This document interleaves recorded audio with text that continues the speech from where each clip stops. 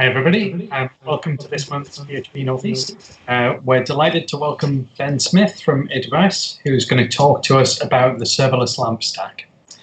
We've updated our streaming process for this event, so everything should be kept nice and in sync. Certainly should be better than we had last month. A big thank you to our sponsors who make our events possible. We've got our regular sponsors, Ronald James, the North's leading Digitech talent agency, with loads of great jobs listed. We've got Opia, a development agency, and IAM Property, a tech business, both of whom are regularly hiring front-end and back-end developers to work on Laravel projects. We've also got a guest sponsor this month, Prospect Path. They're building tools that help people find great software, and they're looking for developers to join their team. You can apply at careers.prospectpath.com or check out the PHPNE Twitter feed for a link to their site. They've also promised that they'll plant 10 trees with tree aid for every referral that they get. And one of our co-organizers, Jack, is one of their employees. So hit him up if you've got any questions about that role. So if you're looking for a new role, do check out Ronald James, Prospect Path, Opia, or IAM Property. And if you're looking to hire, then do speak to Ronald James. I'm sure there's some representatives from all those companies watching, so do use the chat on the side of the stream to reach out to them. We've also got a community Slack account, and the link's in our Twitter feed. It should be the pinned post. Since we're not meeting face-to-face, please do join and use the opportunity to network with fellow PHP devs. Okay, enough of me rambling on. Without further ado, please welcome Ben, who's going to tell us all about the serverless Lambda stack. Hi, Ben.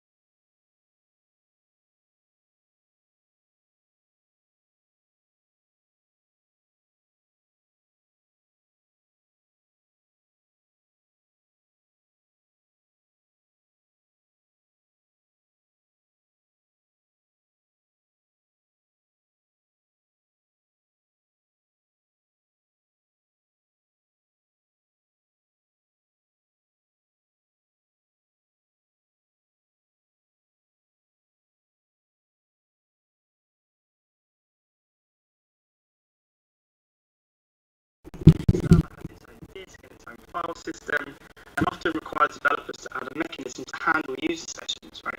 So using serverless technologies, a lot of these problems go away straight away. Scalability is managed for the developer. So if the traffic surges, the service will scale in line with that traffic to meet the demand. This allows applications to scale really quickly from prototype to production.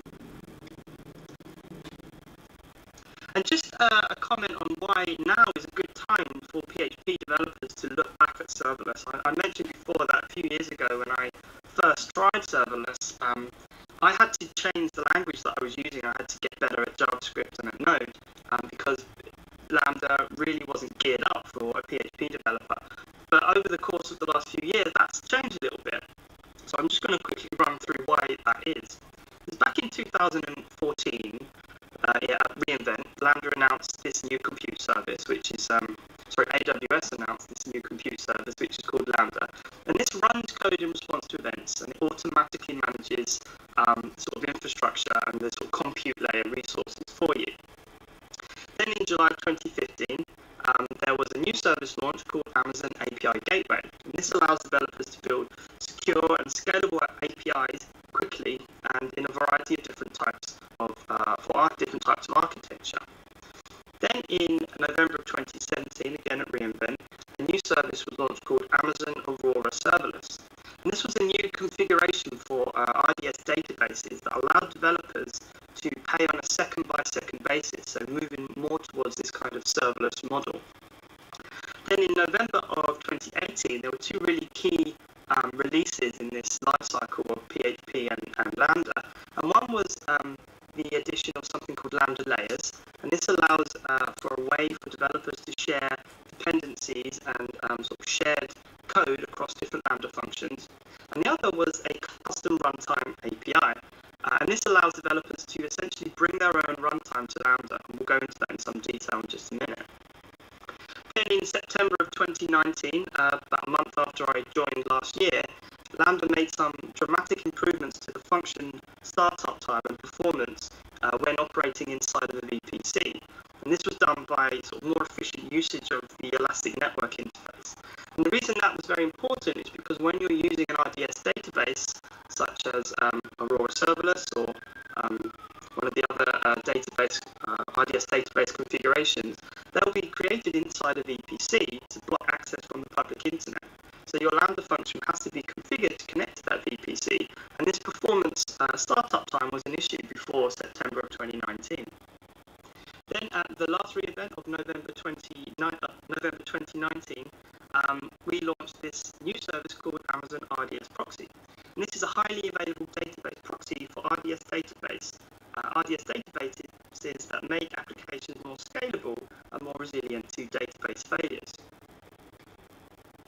So this is the newer serverless LAMP stack, where you have Lambda, API Gateway, MySQL, and of course PHP. And I'm going to step into each one of these in a little bit of detail and explore what they mean and how they sort of relate to more traditional LAMP stack as well. So first of all, there's Lambda. And before I go into Lambda, I've already mentioned this word serverless a lot without really explaining or clarifying what I mean when I say serverless. So typically at AWS, we will categorize something as being serverless if it fulfills all four of these key tenets here. So the first is that there should be no infrastructure to provision or manage. So that means no servers to spin up, nothing to operate or patch, no physical or virtual container orchestration of any sort.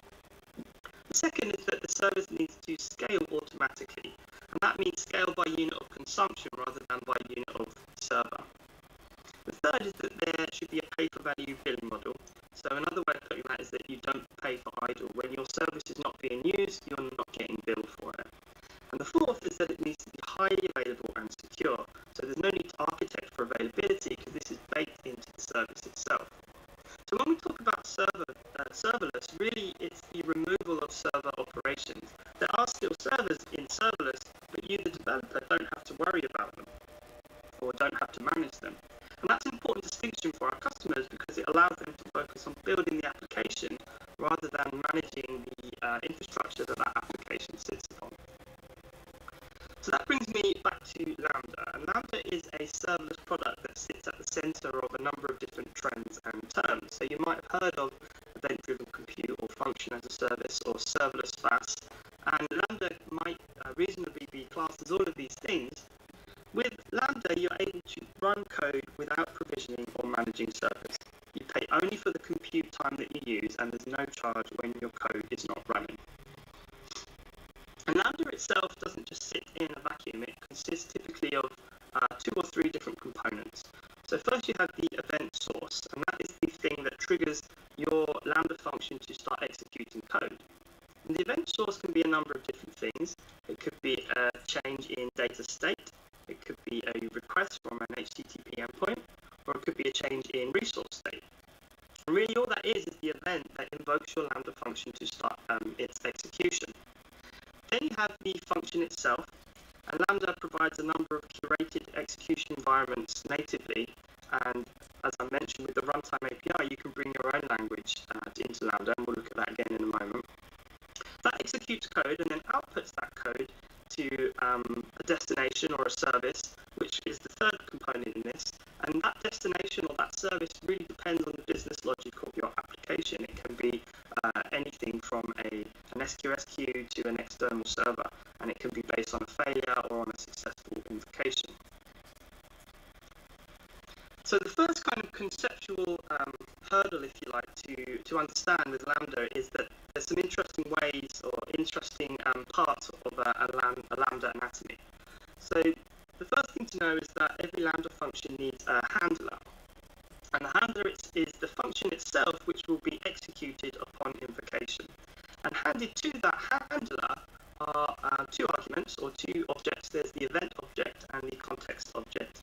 And the event object is the first argument, and that contains information about the event in a JSON format. So for example, if it was triggered by an API request, then that event object would hold the HTTP request object. So, and then there's the context object, and this contains information about the invocation itself, and that provides methods allowing you to interact with the runtime and the execution environment. And then you'll notice above the handler, this example on the left is written in PHP.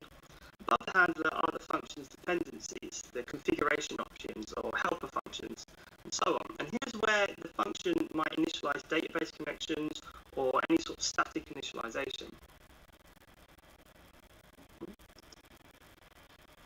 So looking more, sort of drilling down more at the anatomy of a Lambda function, if you think of it as a collection of layers, going from the outermost layer in, first there's the Lambda compute substrate, and that's the underlying kind of compute layer for all of Lambda.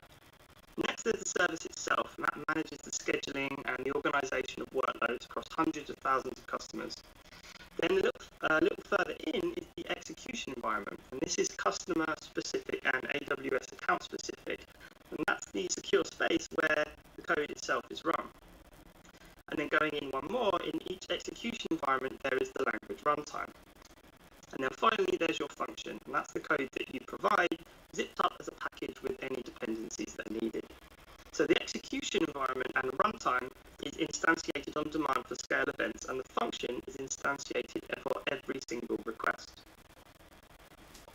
We'll come back to Lambda in a minute and look at how we can create a PHP runtime for Lambda, but I just want to briefly touch on some of the other components. So the next one is the A, and that's for API gateway. And we say that APIs are the front door to your back-end services.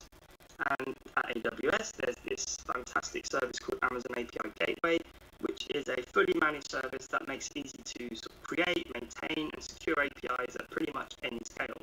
And these APIs can be used to access data or business logic or functionality from your back-end services. So you can create RESTful APIs or WebSocket APIs, or a new API type now, which is called HTTP APIs, and these can enable you to build real-time two-way communication applications. And Amazon API Gateway supports both containerized and serverless workloads as well as web applications. Now it's a really sort of comprehensive service, and I could go into depth on a whole presentation just on Amazon API Gateway, but some sort of key highlights to point out is that it's perfect for communicating with microservices, has built-in protection for DDoS attacks and throttling for your backend, and you can configure to authenticate and authorize the request to your backend as well in a number of different ways. So the next piece is the M, and that's MySQL with Amazon Aurora and Amazon RDS Proxy. So Aurora is our cloud-native database service, and it's still our fastest growing service in AWS history, I believe. And it provides high performance and availability for MySQL and Postgres SQL databases. The underlying storage for Amazon Aurora scales automatically to meet demand, and scales up to 64 terabytes. I'm not entirely sure what terabyte is, but I know that it's really big. So a database instance is created inside a VPC to prevent access from the sort of public internet, And to connect to the Aurora database instance from a Lambda function, that Lambda function must also be configured to access the same VPC. And the best way to do that is to use this very new service called Amazon RDS Proxy. And this went from preview to GA, I think, less than a month ago. And this is a database proxy that lets you pull and share database connections for improved application scaling. So before RDS Proxy, a common problem that customers would report to us was that their database memory exhaustion would be occurring when connecting directly to the RDS database from a Lambda function. And that was caused by a surge in connections, by a large number of connections opening and closing at a really high rate. So if you imagine hundreds or thousands of concurrent Lambda functions being spun up and opening and closing connections to the same database, that would lead to slower queries and limited application scalability. So Amazon RDS Proxy was built specifically to solve this problem. And it establishes a database connection pool that sits between your application and the relational database, and it reuses connections in this pool. And that protects the database against oversubscription. So without the memory and CPU overhead of opening a new connection each time. Credentials for the database are secured in AWS Secrets Manager, and they're accessed via an IAM role. And that enforces good, strong authentication requirements for database applications without a costly migration effort for the DB instance itself. So this is a sort of illustration of the token dance that you would do to connect to an Aurora database from within Lambda using RDS Proxy. You can see that you use a trust policy to obtain the credentials from the Secret Manager, which returns a token, which you then use as if you're adding a password to open a connection directly to Amazon Aurora, and that returns your connection ID, which you can then reuse for the duration of your Lambda function. So the P is for PHP, and that's PHP running on Lambda. And a kind of mission statement at Lambda is that the development team want to make it easy for developers to build applications. And one of the ways that they're able to do this is to manage the runtime that that application will use. There's a number of natively supported runtimes available in Lambda today, and you'll know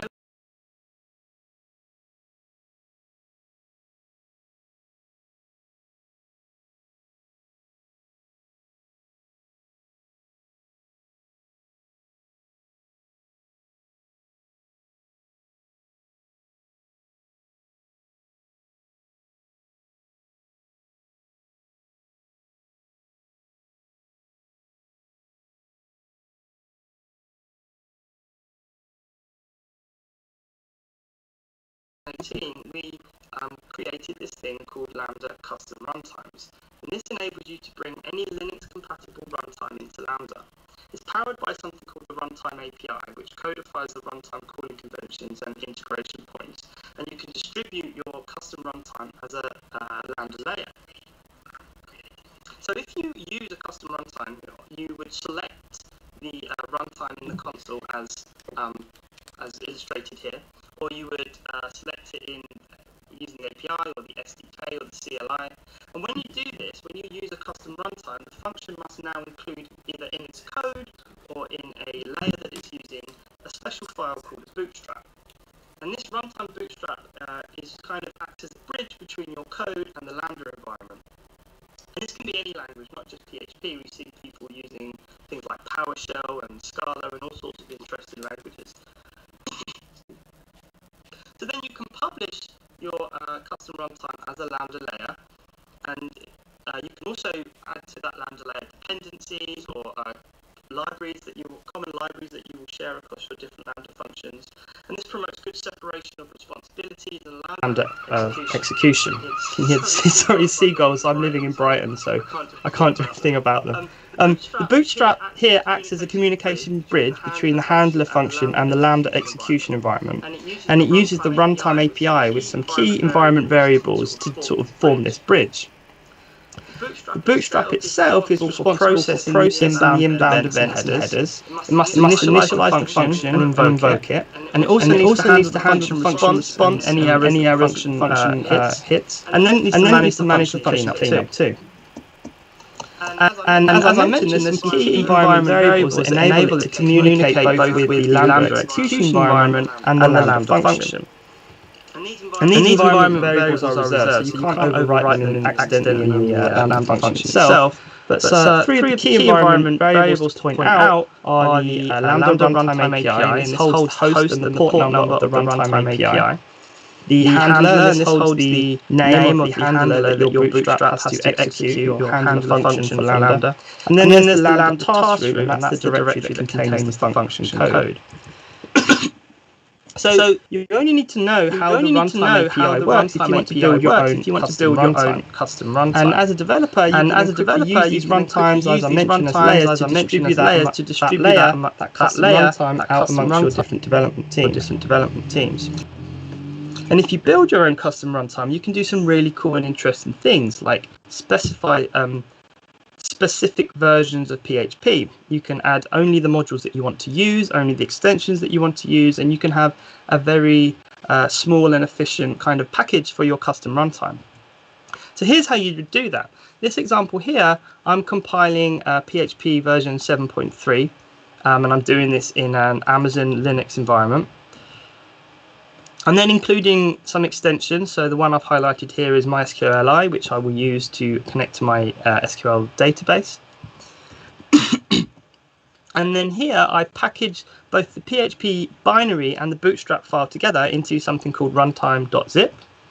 And then I use the command line interface to publish that file as a layer. And then here, this is my YAML file where I set my Lambda function to use a custom provided runtime, and I give it the RN of the layer that I've just published. And that's all that I need to do to create a Lambda with a custom runtime layer. I can do something similar to include libraries and dependencies. So here I'm going to make a separate layer, and this will hold only the common libraries that my custom runtime will require. So first I install Composer with the AWS SDK PHP library, which I'm going to use in my Lambda function. Then I use the CLI to publish that as a layer. And then here is a screenshot from the console where I have both layers. So the first layer is the PHP custom runtime, and the second layer is what I've called the vendor layer, which holds all the libraries and dependencies. And when I want to add a new dependency, I just go back into my vendor zip, and I recompile that with a new with Composer with my new dependencies, and I republish the layer. And I only have to do that one time. That will be automatically shared to every Lambda function that's using that layer. And this is how I use that in my Lambda code. So first of all, I am using the use statement to import the SDK classes that I'm going to use. And then here I go ahead and use some of those functions from the library inside the handler. And what this is actually doing is this token dance that we looked at earlier. So these 8 lines of code or so is everything that's required to securely connect to my RDS database in a scalable way. Oh, keep losing my keyboard. So the good news is, if you don't want to go ahead and dive straight into creating your own custom runtime, you don't have to. There's some great options for you for just getting started with PHP and Lambda straight away. So the first thing I would want to point out to you is the open source runtime layer that's been made by Stackery, and this is what was built for the layer and custom runtime launch for 2018 at reInvent. Stackery were the kind of official partner that built the PHP layer. I don't think they've maintained it much since then, but it's quite a good example of how to build a Bootstrap if you were wanting to do that and wanting something to reference. Now, if you wanted to just go ahead and start building applications with PHP and serverless technologies, then I would go straight to Bref. So Bref is an open source and production ready PHP runtime for Lambda. It's got a really vibrant sort of community. It's very active, and it's got a lot of contributors, and really it's a fairly mature framework to start working with PHP and Lambda. Bref itself has a couple of different layers that you can choose actually, but one layer that's really interesting, or one custom runtime that's really interesting, is this layer called PHP FPM. And this uses Fast CGI Process Manager, which traditionally is used in servers like Nginx and Apache to manage inbound requests at high loads. And Breph's implementation of FPM takes care of lots of different things. It takes care of running each HTTP request in a new process, which is the sort of foundation of PHP's shared nothing execution model. It populates all the global variables that you're used to using, like get and post and request. And then it provides a mechanism for PHP scripts to return HTTP responses, like the header function with the STD out. And it provides performance optimizations for things such as opcode cache and shared memory cache and database persistent connections as well. So most PHP frameworks are built around these PHP FPM features, which means this is a great runtime choice for transitioning from kind of server full hosting to serverless, because you don't have to change the way that you build. And so drilling down into more kind of accurately how Bref uses this PHP FPM, you get a request coming in from API Gateway that receives your request and invokes your Lambda execution environment. The Lambda function environment executes Bref's bootstrap, and then Bref converts the HTTP request from the API Gateway format to the fast CGI format. The Bref bootstrap then calls the PHP FPM server through the fast CGI protocol, and PHP FPM then runs the PHP handler, your function, and returns the response. And then the Bref bootstrap picks that back up and converts the fast CGI response to the API Gateway format. And that's then sent back downstream via API Gateway to your browser. And that's all happening behind the scenes, all taken care of by this Bref bootstrap for you. You don't have to change the way you build, and you're able to run an entire web application in one Lambda function in this way. So coming back to this serverless LAMP stack, these are the services that we looked at the beginning, but now we know that actually the direction of requests comes in this way through API Gateway onto Lambda and PHP and then MySQL. We know that PHP will be running on Lambda and MySQL will be running on Amazon Aurora. It's all happening in the AWS cloud, and this is the direction of the request. Amazon Aurora sits inside of VPC. And then this is a new component which kind of helps with the performance of your application. You can use Amazon CloudFront, which is a content delivery network, to route dynamic requests for dynamic assets directly to Amazon API Gateway. And then you can route all static assets directly to Amazon S3, things like images or CSS files or media files. And I'll talk about why you would do that in a moment. So this is not for the serverless purists, because you're using one single Lambda function to hold your entire web application. But the benefit of that is that you still don't have to worry about any infrastructure management, and it scales automatically for you in line with the requests that are coming into your application. We'll talk about how you can split that out into multiple Lambda functions next, but this is a really good way to start understanding some of the concepts of serverless without having to change much about the way you're building your PHP sort of MVC applications. So the first thing to note is that you're going to use API Gateway to catch all requests and route them downstream to your Lambda function. Similarly to how you would, in a sort of more traditional PHP application, route everything into index.php, now you would route everything to one Lambda function. And this is how the configuration for that would look like. So you might before use an Apache config file and then a public htaccess file, and that would route everything to index.php, whereas now you would add two rules to your Lambda function, and that routes everything inbound to one single Lambda function. And then because of the Lambda pricing model, it charges per request per duration at the given memory allocation. So that makes it ideal for handling requests for dynamic compute, but less efficient for serving static content. And that's where things like CDN like CloudFront comes in. So this is a large-scale global content delivery network, and it provides secure, scalable delivery of content, and it does that by caching data across points all over the globe. So if you route using Amazon CloudFront rules, if you route static requests for static content directly to an S3 bucket, they can be cached, bringing the content closer to the requester, and that reduces latency and improves the whole experience for your users. And this is how Bref is able to run with popular frameworks such as Laravel and Symfony. And there's some great documentation in Bref for how you can create these two, build with these two frameworks in Lambda. So I mentioned that that was not necessarily a kind of pure serverless way of building, and that's probably true. So this is looking more like how a sort of more common serverless web application might appear. So you have your front end application, or a front end to your application, which makes requests to a resource which is generated by API Gateway. API Gateway then holds routing rules based on the resource that's inbound. So if the inbound routing in this instance is for /API/map, that would be routed to a particular Lambda function. And this Lambda function will process that request using the PHP custom runtime. And then it might use RDS proxy to pull and manage the database connection, to set or retrieve something from a MySQL database, and then send that back to the browser. Now, what you can do if you use this model is you can have a different Lambda function or a number of different Lambdas. So you might have a /user Lambda function, which is adding events via Amazon Event Bridge, which is a serverless event bus, which then pushes an object onto Amazon S3. You might have a different Lambda function which sends something to a queue. You might have another function which runs a step functions workflow to asynchronously execute some sort of back-end long-running process. And building in this way not only makes your application scalable in terms of the architecture, but also in terms of your development teams.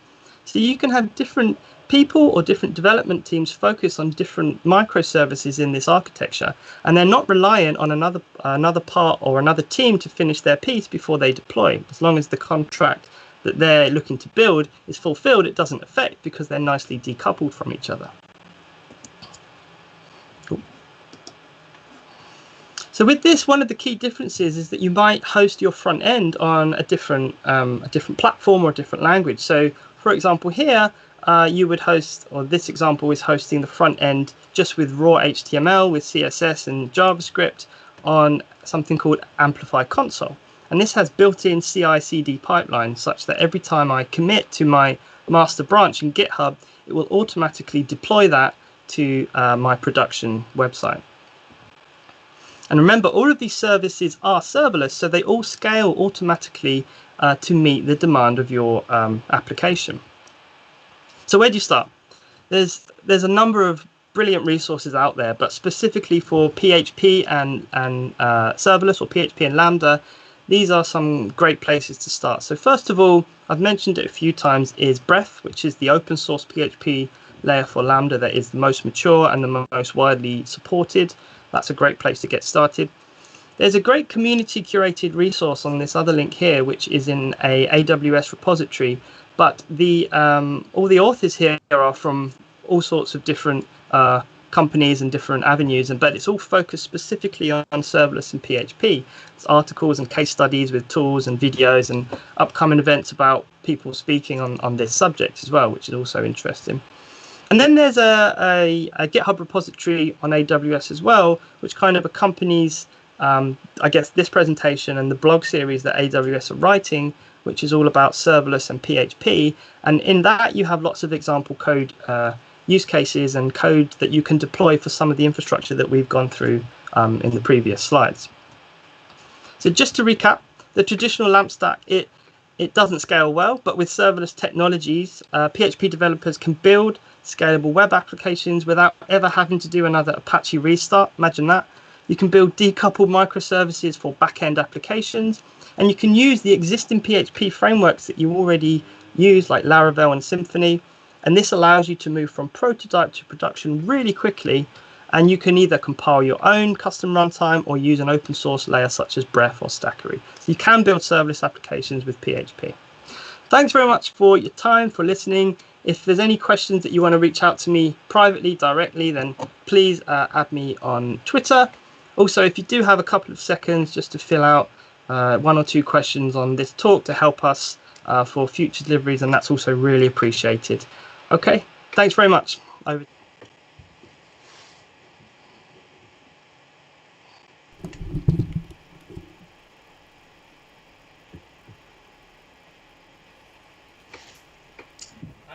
Hi everybody, thanks very much for bearing with us with those little bit of audio issues we had at the start.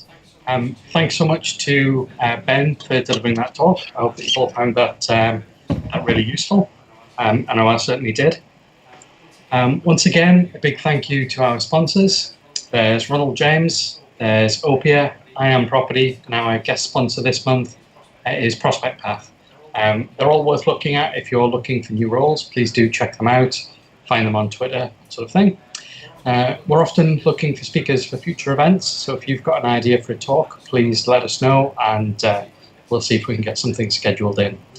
We would normally go to the pub after an event like this, but obviously we can't, so please do join us on the community Slack group.